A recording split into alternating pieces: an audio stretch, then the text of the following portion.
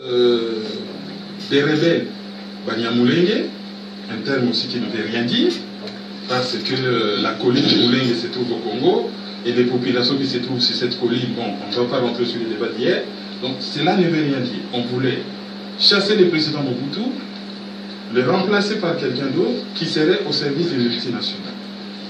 Lorsqu'ils sont arrivés, qu'ils ont signé, l'AFDEL est arrivé au Congo, à l'Est, qu'ils ont signé un contrat minier publiquement à la télé, nous nous sommes rendus compte que ce n'était pas une guerre à caractère politique, mais derrière l'AFDEL, l'Alliance des forces démocratiques pour la libération du Congo, il y avait beaucoup de sociétés multinationales, dont la plupart étaient immatriculées au Canada. N'allez pas chercher la raison, c'est tout simplement parce que le Canada, c'est un véritable paradis fiscal pour les sociétés minières. Donc, la plupart des sociétés du monde, ils sont cotés à la bourse de Toronto. Et pour immatriculer une société minière au Canada, c'est facile de le faire ailleurs. Ce qui fait que beaucoup de sociétés américaines, britanniques, australiennes, sud-africaines sont immatriculées. Voilà. Et il y a des Congolais de Brazzaville, soi-disant des opposants. Ils vivent au Canada et ils osent dire que le Canada est un pays neutre, qui ne sont pas dans des corruptions. Mais vous avez entendu, il y a pas mal de sociétés minières qui sont au Canada. Et les Canadiens, je l'ai toujours dit dans des vidéos que j'ai eu à faire avant, mais ils sont dans la même musique que les autres. Mais c'est des Blancs. Tous, c'est des barbares. C'est eux qui tuent immensement en RDC. Mais attendez, la communauté internationale, vous croyez que cette communauté existe réellement? Le nom communauté internationale, ça sonne bien. On a envie de l'entendre plusieurs fois. Mais communauté internationale, ça sort d'où? Des Illuminati, des francs-maçons. Mais c'est eux, les mêmes que vous voyez là, président des États-Unis, président de la France, le roi de Belgique, la reine d'Angleterre, la chancelière, arrière-petite-fille petite-fille d'Hitler, Angela Merkel. Mais tout cela, mais c'est eux qui tuent au Congo RDC. C'est eux. Et Laurent Désiré Kabila, le vrai Congolais, qui était assassiné, le vrai président, il connaissait à qui il avait affaire. Mais c'est pas pour rien, il a demandé aux Rwandais, Tutsi, de dégager ceux qui sont venus avec lui en RDC. Il voulait faire le ménage. Et la communauté internationale, tellement ils avaient le Congo RDC dans leur paume de main, depuis l'époque de Léopold II, assassin, et l'époque de Mobutu, ils se sont dit, il faut qu'on tue cet homme. Et ils ont fomenté le coup avec qui?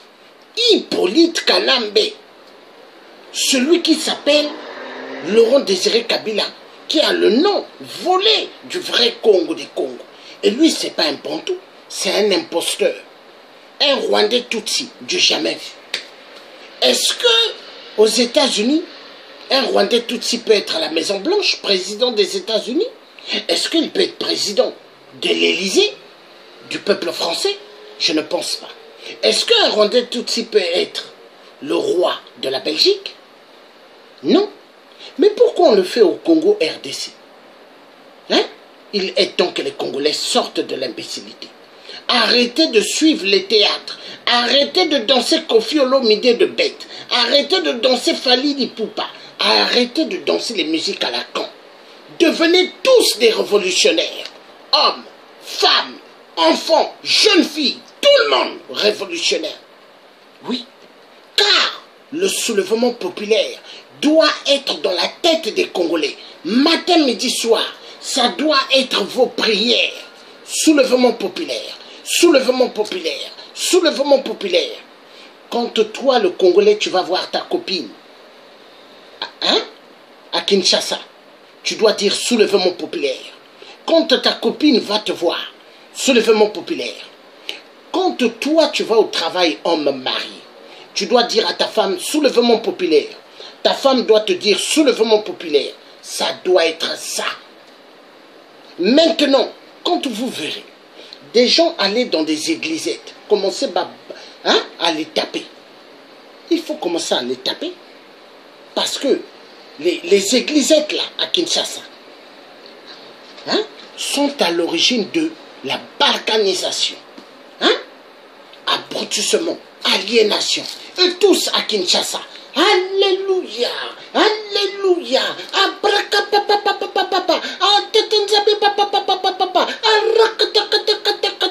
vous vous posez même la question, mais ces langues-là viennent d'où?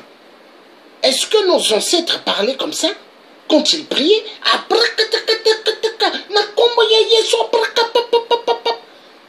Mensonge. L'aliénation. On va suivre nos collègues qui défendent la RDC à fond. On va suivre.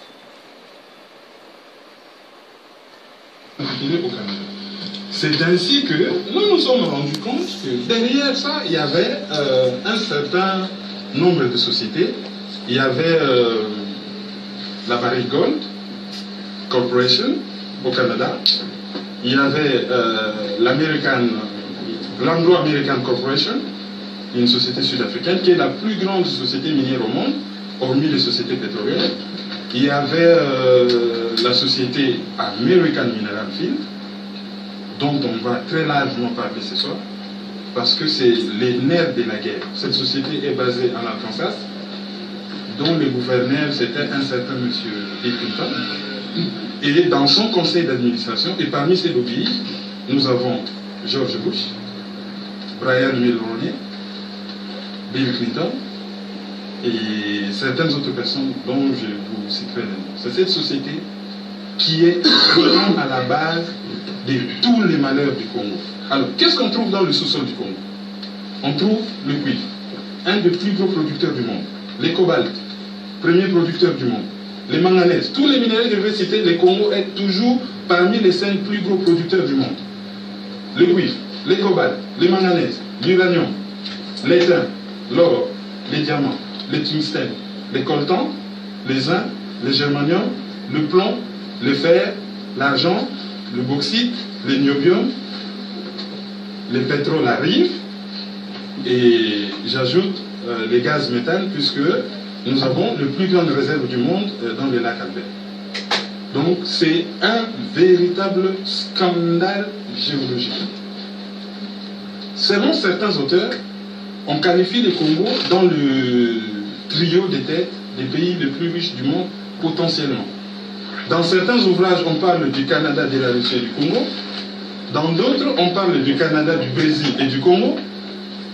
La plupart des ouvrages que j'ai consultés, les Congo viennent toujours en troisième position. C'est un véritable scandale géologique. On a tout. À part cela, nous avons la deuxième plus grande réserve de forêts au monde après l'Amazonie. Donc le poumon de la planète. Après l'Amazonie, c'est les Congos. Nous avons le seul fleuve au monde, le deuxième après l'Amazonie, et le seul fleuve au monde à avoir un régime régulier. C'est 45 000 mètres cubes par seconde sur l'océan Atlantique, et ça ne varie pas parce que c'est le seul fleuve qui est des deux côtés de l'équateur. C'est-à-dire, lorsque c'est la saison sèche au nord, c'est la saison de pluie au sud, et vice-versa. Ce qui fait que, contrairement à l'Amazonie qui peut faire 143 000 mètres cubes par seconde sur l'océan, et pendant certaines périodes, et ça peut baisser jusqu'à 30 000.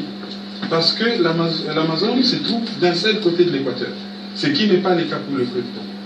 Donc, c'est aussi un des rares pays où vous mangez une orange, vous jetez une graine, vous le repassez 2 jours après, ça pousse. Pas besoin d'engrais chimiques. Voilà, et ça c'est la vérité.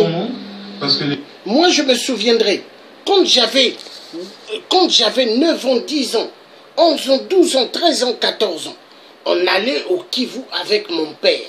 On allait avec la famille Bikafu, la famille Olela, hein, au Kivu. Et il y a pas mal de Congolais de la RDC qui connaissent qui est le père Bikafu et Olela. Hein? Pas mal de Congolais de la RDC connaissent ces deux familles que j'ai citées. On allait au Kivu, et moi, quand je mangeais des oranges, je jetais les graines à terre. Même les arachides crus, je mangeais, je jetais d'autres à terre. Même le maïs cru, je jetais à terre. Après une semaine, quand on revenait dans l'endroit, je voyais il y avait des plantes qui sortaient. Mais parce que la terre du Congo RDC, elle est fertile. Oui, très riche. Très riche. C'est comme la terre du Congo-Brazzaville, très riche. Comme la terre du Gabon. Hein? Très riche. Mais qu'est-ce qui se passe? Nous avons affaire à des dictateurs que la communauté internationale a placés. Et ces dictateurs ont une mission d'exterminer le peuple africain. Pourquoi? Parce que les Occidentaux, les pyromanes, les barbares, ils veulent une Afrique sans le peuple noir. La vérité doit être dite. Les enfoirés de merde, occupants de merde, occidentaux de merde, c'est eux qui tuent. Ils tuent au Congo RDC en masse. Ils exterminent, ils violent les femmes, ils violent les enfants. Mais c'est des barbares. Et maintenant, peuple congolais, Boma ba occupant, Boma ba collabo, Boma ba faux pasteur. Mission doit être accomplie. Hein. Vous voulez sortir de l'enchaînement de l'esclavagisme? Boma ba collabo, Boma ba occupant, Boma ba multinational, Boma ba bato mabe na Kinshasa. Ingeta. On va continuer à suivre. Ça énerve ça.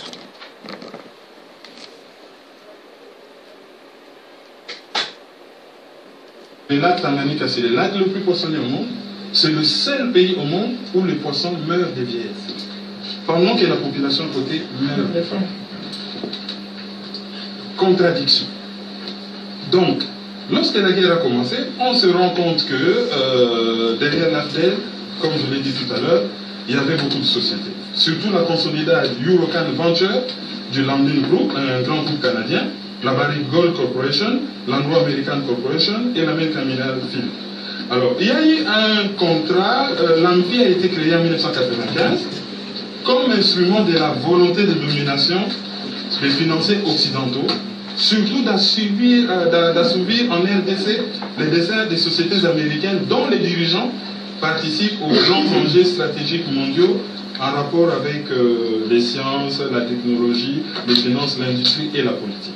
Donc, juste avant la chute de Mobutu, la Consolida dont je viens de parler avait signé avec le gouvernement Kengo. Kengo, c'est un premier ministre congolais. Il est très adulé par le milieu financier international. Il avait signé un accord avec cette société dont je vous parle, un accord juste pendant qu'il y avait la guerre à l'Est. Et les films sud-africaines, Gencor et Escor, étaient sur la course pour signer les mêmes accords, mais il s'est fait malheureusement pour eux que c'était cette société canadienne qui a remporté la mise. Alors en 1997, dès la prise de Kisangani, Kisangani c'est la troisième ville du Congo. La première c'est Kinshasa, 12 millions d'habitants, la deuxième c'est Lubumbashi, adulé des Occidentaux parce que c'est un climat un peu tempéré, et la troisième c'est Kisangani, où les armées rwandaises et ougandaises se sont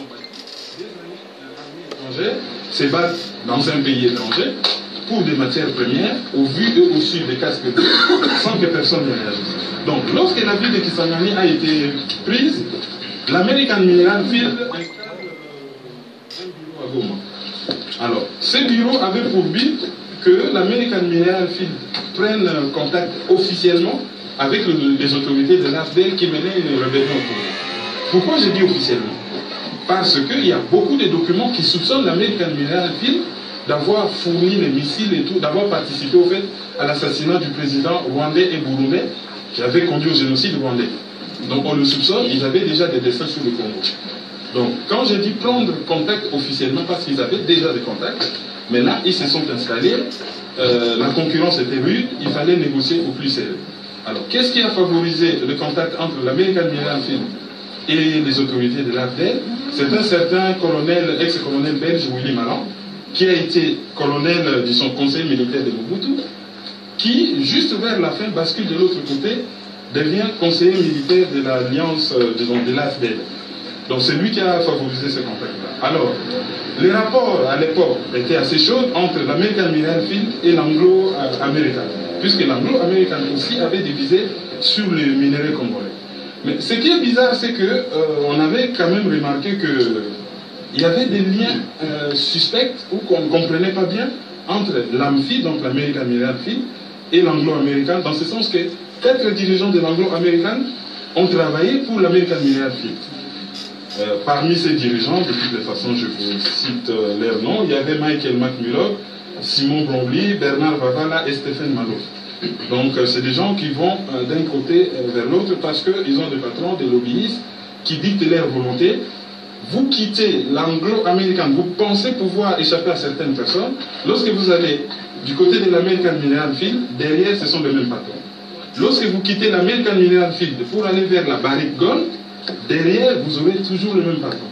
Et lorsque vous quittez la Barrick Gold pour l'American Diamond Buyers, derrière vous retrouvez toujours le même patron. Donc l'affaire était bien boutiquée. L'affaire était bien boutiquée et bien bloquée. Donc cette société qui est en Arkansas a fait beaucoup de dégâts au Congolais. Lorsque la guerre, ils sont arrivés à Kinshasa, d'abord, Kabila n'était pas président, il signe des accords avec lui. C'était illégal. Donc, lorsqu'il arrive au pouvoir, il entérine les accords qu'il a signés en tant que rebelle. Mais lorsqu'il a chassé l'armée rwandaise, qui avait reçu des garanties de l'American Mineral Field, qu'eux, ils vont avoir les minerais du Congo, mais les Rwandais vont avoir une partie du territoire congolais par rapport aux accords de l'Émirat. La deuxième guerre du Congo va repartir le 2 août, qu'on avait appelé une guerre mondiale africaine parce qu'il y a eu beaucoup de pays africains qui étaient impliqués dans cette guerre. Alors, pour la deuxième guerre, juste vous signaler que Kabila a fait appel au Zimbabwe, à l'Angola et à la Namibie pour protéger le Congo. Et comment il fait appel au Zimbabwe? En fait, il y a une société minière zimbabwéenne qui appartient à un monsieur qu'on appelle Rofenbach, qui avait une société qui est immatriculée aux îles Vierges. Le fils de ce monsieur, qui se prénomme Willy, a travaillé au comité de redressement de la GECAMIN, qui est la plus grande société minière du Congo. C'est ainsi que les Zimbabwe s'est retrouvé au Congo. D'un côté, nous avions les Zimbabwe, l'Angola et la Namibie. De l'autre côté, on avait le Burundi, l'Ouganda et le Rwanda. Le pays était divisé en deux. Le camp rwandais occupait 55% du territoire et l'autre camp occupait 45% du territoire. Donc on pouvait faire un long voyage depuis le Katanga jusqu'à la province orientale. Juste pour terminer, vous signaler que la Barrick Gold avait reçu le monopole d'exploiter tout l'or de la province orientale. Et la Barrick Gold, qu'est-ce qu'elle a fait? Elle a cédé les monopoles qu'il a reçus de l'Okimo. Il a cédé à l'American Diamond Buyer, qui appartient à l'American Mineral Field. Donc du coup, on s'est retrouvé là-bas avec l'American Mineral Field. Deuxième chose à signaler juste avant de clôturer, c'est que en Angola, il y avait une société sud-africaine qu'on appelait Executive Outcomes, une société de mercenaires qui s'est battue en Angola, qui s'est battue en Irak et qui a massacré à l'est du Congo. Cette société en Angola, lorsqu'ils travaillaient là-bas, on les a cités dans un rapport de l'ONU, ils ont été chassés et remplacés par une société de sécurité qu'on appelait IDAS.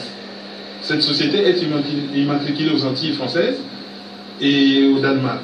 Alors, lorsque l'IDAS s'est retrouvé en Angola, pour se battre contre Savimbi, on leur a donné une portion de terre à exploiter, mais comme ils n'ont pas, c'est une société de sécurité, ils n'ont pas d'expertise en matière de minerais.